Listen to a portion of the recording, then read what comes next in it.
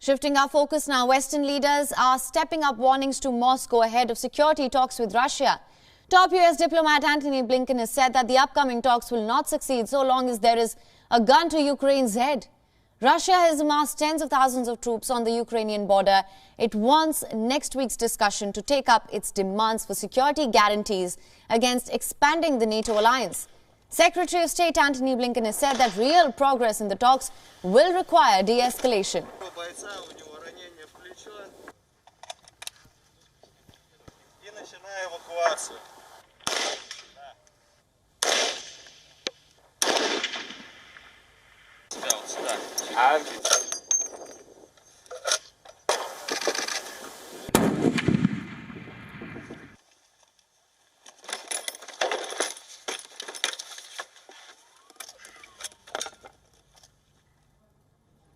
US Secretary of State also called on Germany to stop the upcoming Nord Stream 2 pipeline with Russia if Moscow invades Ukraine.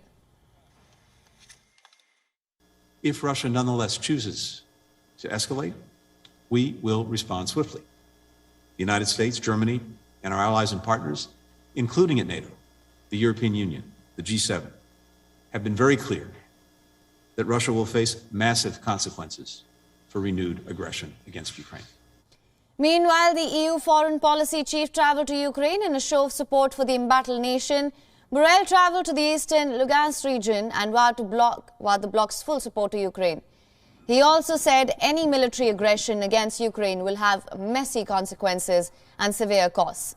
This was the first EU High Representative visit to region since the outbreak of the conflict in 2014. Regarding the pipeline itself, as I said, it's not operational. And from our perspective, it's very hard to see gas flowing through that pipeline for it to become operational if Russia renews its aggression on Ukraine. Now, after the Geneva talks, Russia will hold meetings with NATO and Organization for Security and Cooperation in Europe. The West is trying to deter Moscow from launching an attack on its ex-Soviet neighbor. Biden has warned Putin directly in 2 phone calls against any invasion. Measures could potentially include sanctions, greater arms shipments to Ukraine, or even attempts to sever Russia from the international banking system. High-ranking officials from the United States and NATO are set to hold talks with Russia next week. But before that, NATO foreign ministers will hold a video conference on Friday. The meet in preparation for next week's diplomacy will be chaired by Secretary Jens Stoltenberg.